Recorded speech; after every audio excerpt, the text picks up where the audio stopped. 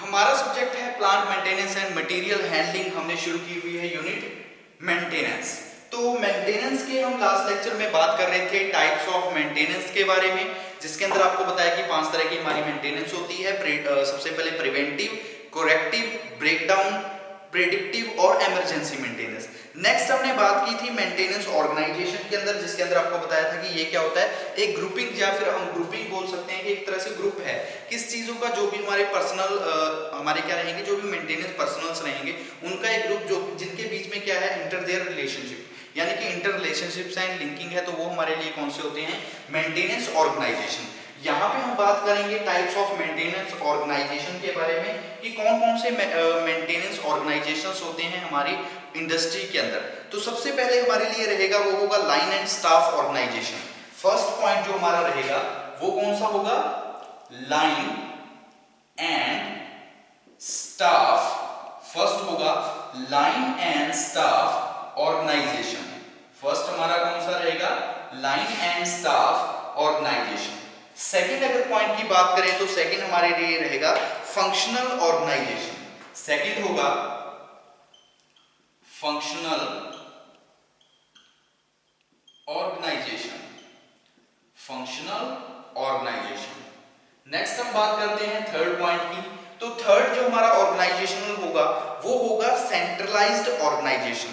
Centralised, centre, ठीक है, centralised organisation. और नेक्स्ट जो फोर्थ हमारा मेंटेनेंस ऑर्गेनाइजेशन के अंदर टाइप रहेगा वो होगा डिसेंट्रलाइज्ड ऑर्गेनाइजेशन। डिसेंट्रलाइज्ड ऑर्गेनाइजेशन, ठीक है, डिसेंट्रलाइज्ड ऑर्गेनाइजेशन। और लास्ट जो हमारा मेंटेनेंस ऑर्गेनाइजेशन के अंदर होगा वो रहेगा partially decentralised maintenance organisation. Partially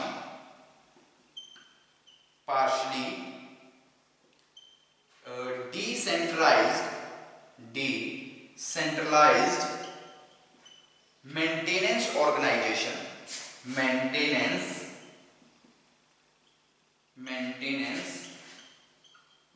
organisation. तो ये हमारे क्या होंगे, टाइप्स ऑफ ऑर्गेनाइजेशन। किसके अंदर आ जाएंगे, टाइप्स ऑफ मेंटेनेंस ऑर्गेनाइजेशन। कौन कौन से होंगे टाइप्स ऑफ मेंटेनेंस ऑर्गेनाइजेशन के अंदर, सबसे पहले हमारे पास रहेगा line and staff organisation. Second होगा फंक्शनल ऑर्गेनाइजेशन। थर्ड हमारा होगा सेंट्रलाइज्ड ऑर्गेनाइजेशन। नेक्स्ट हमारा रहेगा डिसेंट्रलाइज्ड ऑर्गेनाइजेशन। और लास्ट हमारा क्या होगा, पार्शियली डिसेंट्रलाइज्ड मेंटेनेंस ऑर्गेनाइजेशन। अब देखिए इन ऑर्गेनाइजेशन के अंदर शॉर्ट में हम बात करते हैं। तो सबसे पहले अगर हम बात करें लाइन एंड स्टाफ ऑर्गेनाइजेशन के बारे में कि लाइन एंड स्टाफ ऑर्गेनाइजेशन क्या है, कि it is also known as military organisation. कि जो हमारा लाइन एंड स्टाफ ऑर्गेनाइजेशन होता है इसको हम क्या बोल देते हैं, मिलिट्री ऑर्गेनाइजेशन भी बोलते हैं, मिलिट्री ऑर्गेनाइजेशन। तो ये हमारा कौन सा रहता है कि हम जो लाइन एंड स्टाफ ऑर्गेनाइजेशन है इसको मिलिट्री ऑर्गेनाइजेशन भी बोलते हैं। इसके अंदर क्या होता है कि in this individuals are arranged that they contribute directly toward the main business. इसके अंदर क्या होते हैं, जितने भी हमारे मतलब वर्कर्स होंगे, क्योंकि यह लाइन एंड स्टाफ ऑर्गेनाइजेशन है, जो भी हमारे वर्कर्स होंगे जो अपना अपना काम कर रहे हैं वो इंडिविजुअली क्या होंगे, इंडिविजुअली इस तरह से हमने अरेंज किए होंगे कि वो डायरेक्टली काम कर रहे होंगे, कि contribute directly toward the business, कि जो भी हमारा बिजनेस है डूइंग, यानी कि जो भी मेंटेनेंस हमने करनी है उस मेंटेनेंस को डायरेक्टली वो कर रहे होंगे इंडिविजुअली, यानी कि जो जिसका काम होगा, अगर किसी का काम वर्नियर कैलिपर से कुछ चीज को चेक करने का तो वर्नियर कैलिपर से मेजरमेंट कर रहा होगा, कोई डेप्थ गेज का यूज कर रहा होगा, कोई जो भी वाल्व्स हैं उनको चेक कर रहा होगा। तो अलग अलग से जितने भी वर्कर्स होंगे उनका जो काम होगा उसके अकॉर्डिंग वो इंडिविजुअली क्या कर रहे होंगे, डायरेक्टली क्या कर रहे होंगे, इंस्पेक्शन कर रहे होंगे, मेंटेनेंस कर रहे होंगे, जो भी उनका वर्क होगा। इसलिए हम इसको बोलते हैं मिलिट्री ऑर्गेनाइजेशन, या फिर बोलते हैं लाइन एंड स्टाफ ऑर्गेनाइजेशन। ये एक लाइन बनी हुई है, हर लाइन के ऊपर हमारा मेंटेनेंस वाला वर्कर है, उसका अलग अलग काम है कि उसने कुछ चीज को चेक करना है, किसी ने किसी चीज की इंस्पेक्शन करनी है, तो वो उसके अकॉर्डिंग अपनी मेंटेनेंस करता रहेगा। तो इसके अंदर हम अगर लिखने की बात करें तो क्या लिख सकते हैं कि in this individuals are so arranged, कि जो भी इंडिविजुअल हमारे वर्कर्स होते हैं उनको हमने इस तरीके से अरेंज किया होता है that they are contribute directly toward the main business of doing maintenance.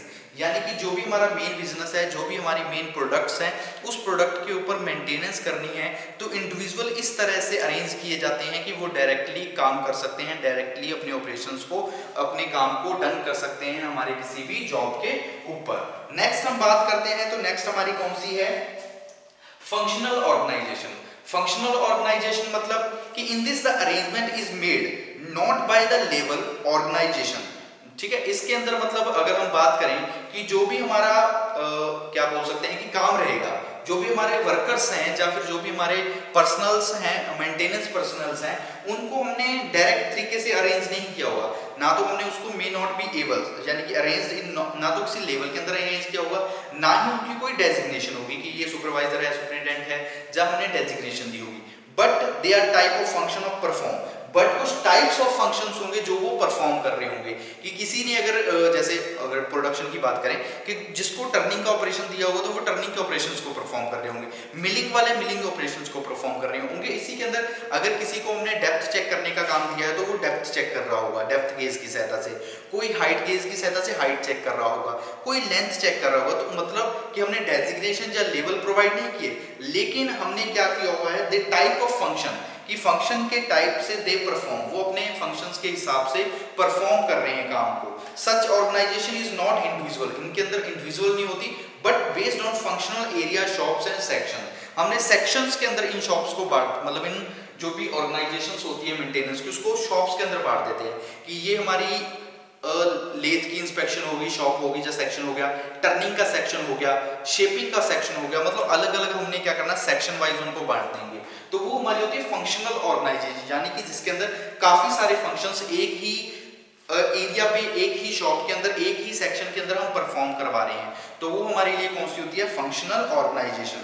यानी कि इसके अंदर जब अगर हम बात करें जो भी हमें ऑपरेशन परफॉर्म करवाएंगे वो इंडिविजुअल नहीं होंगे, कि such organisation is not individual, these are not individual, कि ये जो हमारी ऑर्गेनाइजेशन होती है इंडिविजुअल नहीं होती, not individual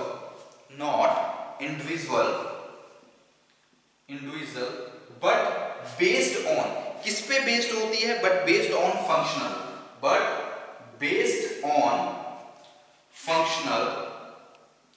functional एरियाज। ठीक है, फंक्शनल एरियाज, जो भी एरियाज रहेंगे, शॉप्स या फिर सेक्शंस, एरियाज होंगे जो फिर एरिया हो सकते हैं, इसके अलावा एरियाज के अलावा क्या हो सकते हैं, जो भी हमारे शॉप्स रहेंगे, एरिया। ठीक है, एरिया शॉप्स, या फिर जो भी हमारे सेक्शंस होंगे, उन सेक्शंस के अंदर बटे होंगे, तो वो हमारे लिए कौन सी होंगी, उनको हम बोलते हैं फंक्शनल ऑर्गेनाइजेशन। नेक्स्ट हम बात करते हैं सेंट्रलाइज्ड ऑर्गेनाइजेशन की। तो देखिए सेंट्रलाइज्ड ऑर्गेनाइजेशन के अंदर हम क्या बात कर सकते हैं कि it is used in industries. जितनी भी हमारी सेंट्रलाइज्ड ऑर्गेनाइजेशन होती है, यानी कि पूरी सेंट्रलाइज्ड एक सेंटर के अंदर हम उनको ऑर्गेनाइज कर रहे हैं, तो ये ज्यादातर हम करते हैं इंडस्ट्री के अंदर, कि it is used in industry, it is refer to the organisation structure and arrange in which all maintenance personnel facility working in plant ultimately report to a chief of maintenance. मतलब कि जो हमारी centralised organisation होगी, इसका मतलब क्या है कि ये मोस्टली हम परफॉर्म करवाएंगे कहां पे करेंगे, हमारी इंडस्ट्री के अंदर होंगे।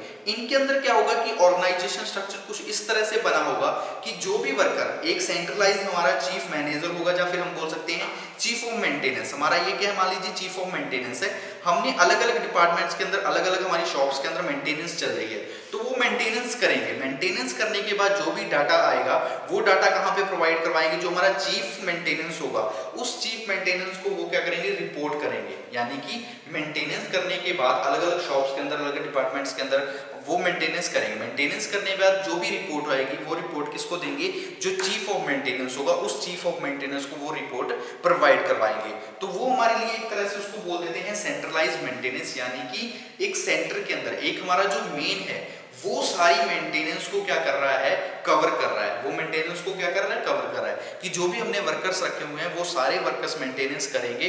उसके बाद जो भी उनकी रिपोर्ट होगी वो रिपोर्ट जो चीफ मैनेजर है, उस चीफ मैनेजर या फिर हम बोलते हैं चीफ ऑफ मेंटेनेंस, जो हमारी मेंटेनेंस का चीफ है, उस चीफ को वो मेंटेनेंस की रिपोर्ट प्रोवाइड करवाएंगे जो भी हमने वर्कर्स दिए हुए हैं हमारे मेंटेनेंस डिपार्टमेंट के अंदर। तो सेंट्रलाइज्ड मेंटेनेंस के अंदर हम यही लिख सकते हैं कि it refer to the organisation, कि एक तरह से ऑर्गेनाइजेशन स्ट्रक्चर है या फिर अरेंजमेंट है इन विच ऑल मेंटेनेंस पर्सनल्स, जितने भी हमारे पर्सनल्स यानी कि जो मेंटेनेंस के वर्कर्स हैं, जो फैसिलिटीज हैं या फिर working in the plant, working के अंदर जो भी प्लांट वर्किंग हो रही है प्लांट के अंदर किस तरह से हो रही है, तो उन सब की रिपोर्ट वो कलेक्ट करेंगे और हमारे जो चीफ ऑफ मेंटेनेंस होगा उसको वो प्रोवाइड करवाएंगे। तो वो हमारे लिए कौन सी होती है, उसको बोलते हैं सेंट्रलाइज्ड मेंटेनेंस। तो वो हमारी कौन सी होती है, सेंट्रलाइज्ड ऑर्गेनाइजेशन, ठीक है, मेंटेनेंस या फिर सेंट्रलाइज्ड मेंटेनेंस ऑर्गेनाइजेशन, जिसके अंदर हमने क्या करना है, सिर्फ एक रिपोर्ट तैयार करनी है जो प्रोवाइड करवा रहे हैं हम चीफ ऑफ मेंटेनेंस को। जो भी रिपोर्ट है वो रिपोर्ट हमने किसको देनी है, report to chief of maintenance. जो भी हमारा मेंटेनेंस का चीफ रहेगा उस चीफ को हमने जाके वो रिपोर्ट प्रोवाइड करवा देनी है। नेक्स्ट हम बात करते हैं, तो नेक्स्ट हमारा रहती है डिसेंट्रलाइज्ड ऑर्गेनाइजेशन। तो अब देख लीजिए डिसेंट्रलाइज्ड ऑर्गेनाइजेशन के अंदर हम क्या बात कर सकते हैं कि there would be quicker response to maintenance demands. इसके अंदर क्या होता है, डिसेंट्रलाइज्ड ऑर्गेनाइजेशन के अंदर क्या होगा, एक तरह से क्विकर रिस्पांस है मेंटेनेंस डिमांड्स का, कि जब भी हमारी मेंटेनेंस की डिमांड्स होगी एक क्विकर रिस्पांस होगा जिसके अकॉर्डिंग हम क्या करेंगे, मेंटेनेंस परफॉर्म करवाएंगे। कि the maintenance work would be attend by who are a familiar with machine and working condition, they are totally attached to their department। यानी कि डिसेंट्रलाइज्ड ऑर्गेनाइजेशन के अंदर क्या है, एक तरह से ये मेंटेनेंस यहाँ पे कौन सी होगी, जो quicker response according to maintenance, कि जब भी हमें मेंटेनेंस की डिमांड होगी हमने उस ऑपरेशंस को परफॉर्म करवाना है, यानी कि मेंटेनेंस कर दिया। और मेंटेनेंस करेगा भी कौन, जिसको उसकी वर्किंग के बारे में पूरी अच्छी तरह से पता है, जिसको मेंटेनेंस की पूरी नॉलेज है, वो ही मेंटेनेंस को परफॉर्म करेगा उस मशीन के ऊपर जहां पे हमें क्विकर रिस्पांस चाहिए, यानी कि क्विकर मेंटेनेंस की जरूरत है, मेंटेनेंस की हमें डिमांड होगी, हमने एक वर्कर को अलाउ किया, वर्कर भी वो होना चाहिए जो कि फैमिलियर है, यानी कि जिसको पहले से मशीन की वर्किंग कंडीशंस के बारे में, जो भी उसकी मेंटेनेंस का रिकॉर्ड है, मेंटेनेंस की रिपोर्ट है, उन सब के बारे में उसको पहले से क्या होना चाहिए, पता होना चाहिए। तो वो ही क्या कर सकता है, उस मशीन के ऊपर क्या कर सकता है, मेंटेनेंस को परफॉर्म करवा सकता है। ठीक है, कि totally attach to their department, जो कि टोटली अटैच होना चाहिए मेंटेनेंस के डिपार्टमेंट से। तो वो हमारे लिए कौन सा होती है, उसको बोलते हैं डिसेंट्रलाइज्ड ऑर्गेनाइजेशन। कि इसके अंदर क्या होता है कि द मेंटेनेंस वर्क, कि there would be quicker response to maintenance department. इसके अंदर क्या होता है, देयर आर क्विकर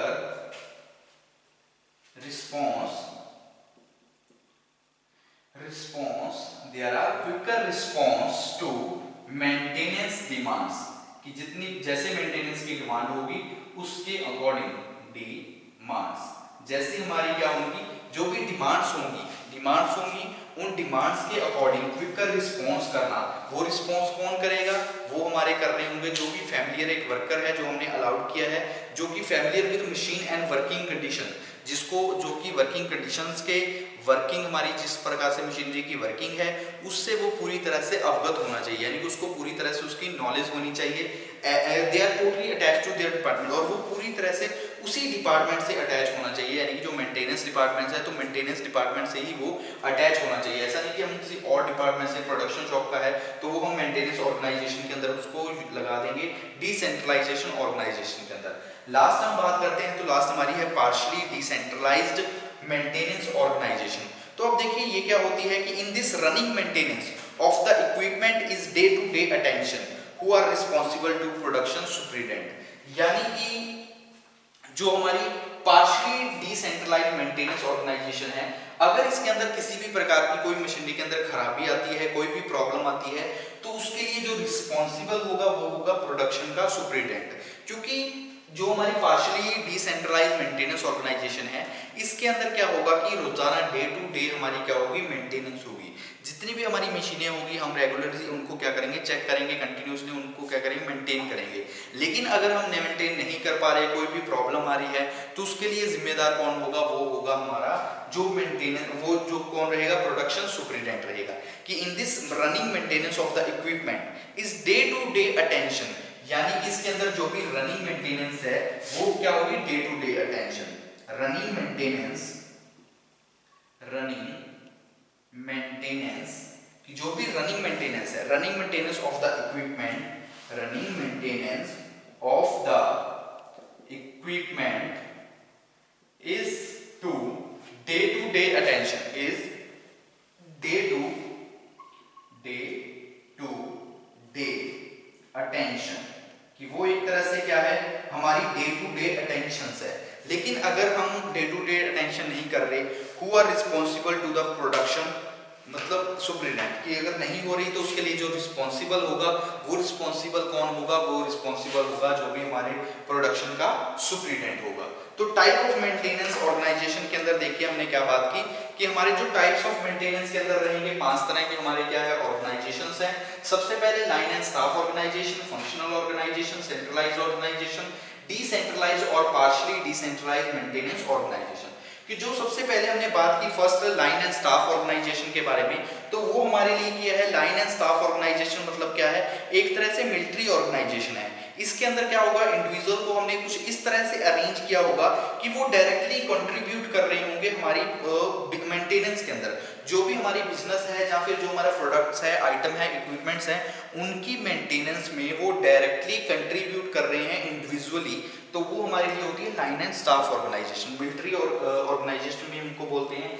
सेकंड हमने बात की फंक्शनल ऑर्गेनाइजेशन की। तो फंक्शनल ऑर्गेनाइजेशन क्या है कि in this arrangement is not made by level, कि ना तो इसके अंदर कोई लेवल के अकॉर्डिंग ना डेजिग्नेशन के अकॉर्डिंग हमने अरेंजमेंट नहीं किया होता हमारी फंक्शनल के अंदर। इसके अंदर क्या होते हैं, the type of functions are perform, कि जिस तरह से हमारा फंक्शंस होगा उसके अकॉर्डिंग हम क्या कर रहे होंगे, मेंटेनेंस को परफॉर्म करवा रहे होंगे। जो भी हमारे मेंटेनेंस के वर्कर्स हैं वो according to type of operation, जिस तरह से टाइप ऑफ ऑपरेशंस होगा उस तरह से वो क्या कर रहे होंगे और परफॉर्म करवा रहे होंगे। These are not individual, ये इंडिविजुअल नहीं होते, but based on functional area shapes और सॉरी एरिया स्टोर जहाँ फिर हमारे सेक्शंस होते हैं तो उन पे डिपेंड होते हैं। नेक्स्ट हमने बात की सेंट्रलाइज ऑर्गेनाइजेशन की। तो इसका हम यूज कहाँ पे करते हैं, जो भी हमारी इंडस्ट्रीज होती है उन इंडस्ट्रीज के अंदर हम सेंट्रलाइज ऑर्गेनाइजेशन का यूज करते हैं। इसके अंदर क्या होता है कि हमने जो मेंटेनेंस ऑर्गेनाइजेशन स्ट्रक्चर जब अरेंजमेंट है वो इस तरह से किया होता है कि जो भी हमारे पर्सनल्स होते हैं, मेंटेनेंस पर्सनल्स होते हैं, वर्कर्स होते हैं, वो फैसिलिटी अकॉर्डिंग टू वर्किंग, जिस तरह से प्लांट के अंदर वर्किंग हो रही है उसकी एक रिपोर्ट तैयार करते हैं और वो रिपोर्ट किसको देते हैं, वो देते हैं चीफ ऑफ मेंटेनेंस को।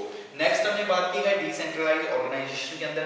तो ऑर्गेनाइजेशन क्या है, these are quicker response to maintenance demand. जिस तरह से हमारी मेंटेनेंस डिमांड होगी, डिमांड्स को क्विक रिस्पॉन्स यानी कि उनका एक क्विक रिस्पॉन्स प्रोवाइड करवाना, वो किसके अंदर होगा, डिसेंट्रलाइज्ड ऑर्गेनाइजेशन के अंदर होगा।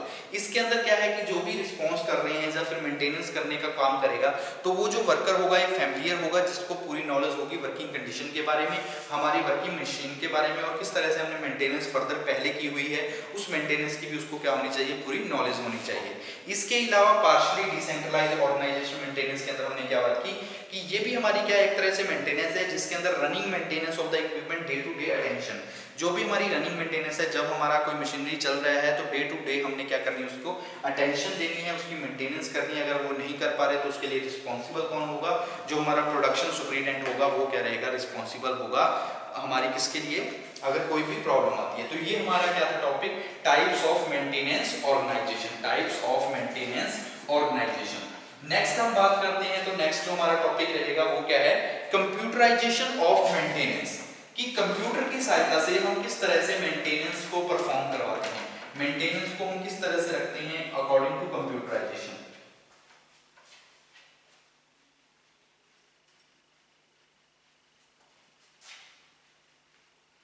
ठीक है, तो नेक्स्ट टॉपिक शुरू करते हैं। टॉपिक हमारा क्या बनेगा, कंप्यूटराइजेशन ऑफ मेंटेनेंस। कंप्यूटराइजेशन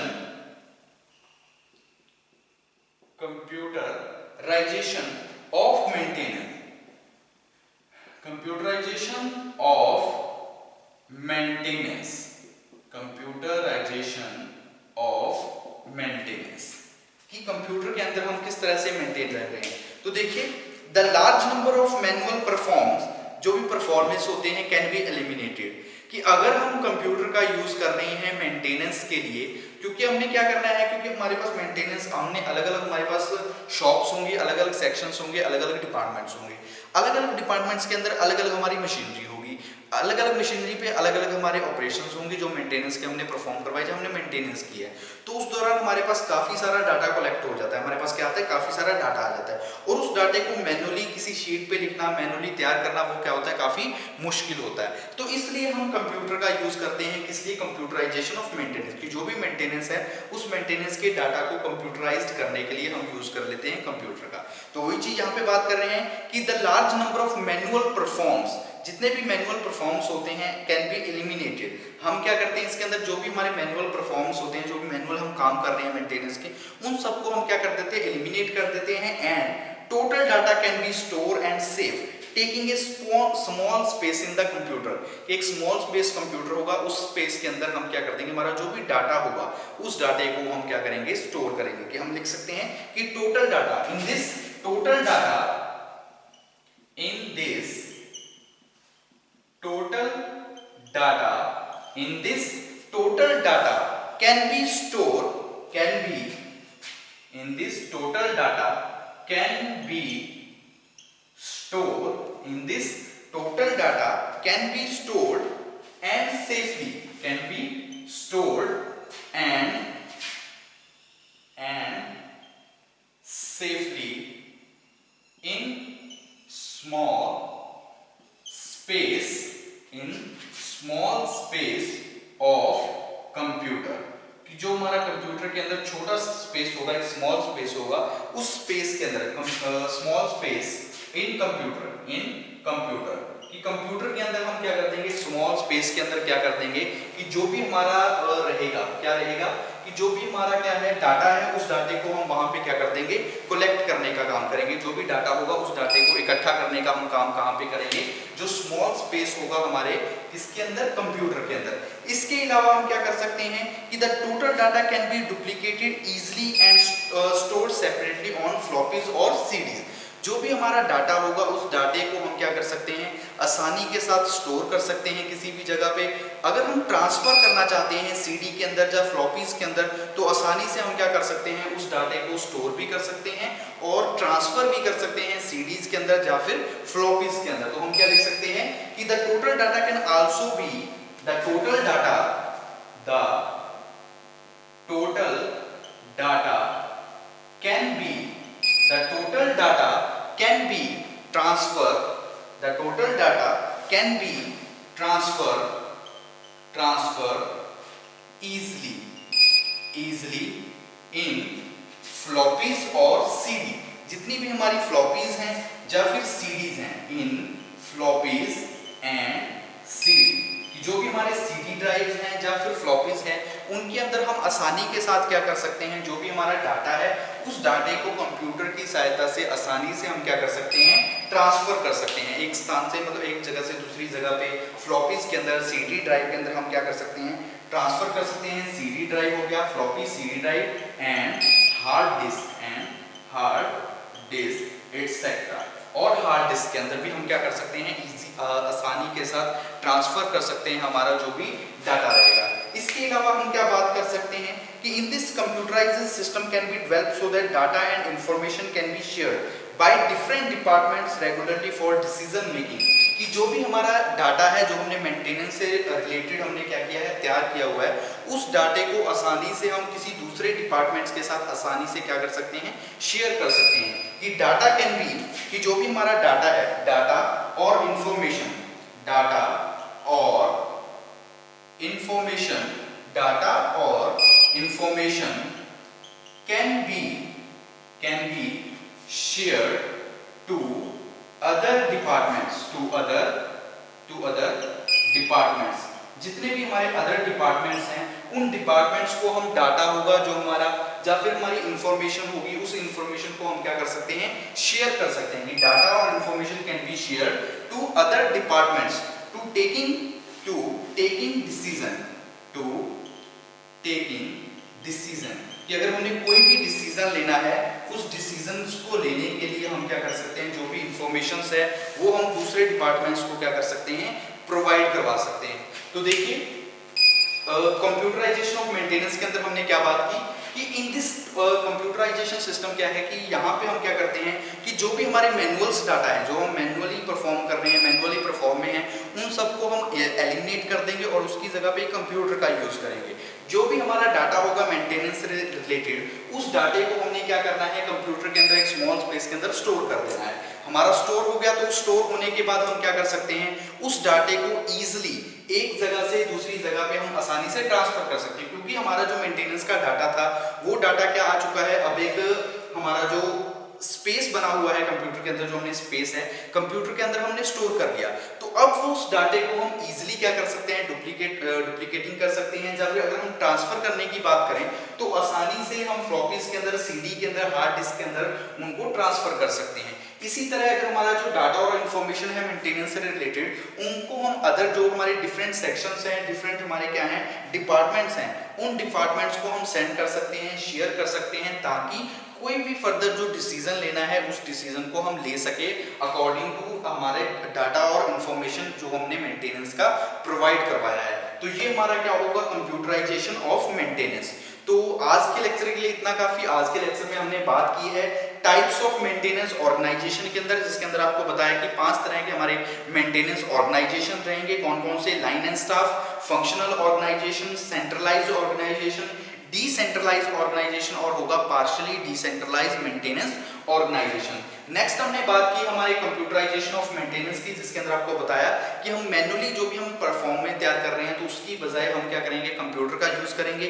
जो भी मेंटेनेंस से रिलेटेड हमारा डाटा होगा उस डाटे को हमने कहाँ पे स्टोर करना है, एक कंप्यूटर के अंदर स्मॉल स्पेस के अंदर हम उस डाटे को स्टोर करेंगे। अगर हमारा डाटा स्टोर हो चुका है तो हम उस डाटे को आसानी के साथ ट्रांसफर कर सकते हैं एक जगह से दूसरी जगह, यानी कि फ्लॉपीज के अंदर, सीडी के अंदर, हार्ड डिस्क के अंदर। हम कंप्यूटर से हमारी मेंटेनेंस के डाटा को, इंफॉर्मेशन को आसानी से हम क्या कर सकते हैं, शेयर कर सकते हैं, ट्रांसफर कर सकते हैं। इसके अलावा जो भी डाटा और इंफॉर्मेशन होगी हमारे कंप्यूटर में हमारे पास मेंटेनेंस से रिलेटेड, उस इंफॉर्मेशन को, डाटा को हम दूसरी सेक्शंस के साथ, दूसरे डिपार्टमेंट्स के साथ भी हम ट्रांसफर कर सकते हैं, ताकि कोई भी जो फर्दर हमने डिसीजन लेना है उस डिसीजन में हमें क्या मिले, हेल्प मिले।